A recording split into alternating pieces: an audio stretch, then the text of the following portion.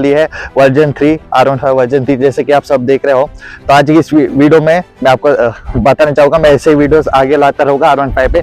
अभी next video आने वाला है इसके मॉडिफाई के ऊपर। तो मैं आज बात करने वाला हूँ, आपको जो सेकंड हैंड बाइक खरीदनी चाहिए तो आपको क्या देख के खरीदना चाहिए, और ये मुझे इसमें जो प्राइस मिली है और मेरे को इसमें क्या कमी मिली है वो सब बताने वाला हूँ। तो वीडियो में बने रहे।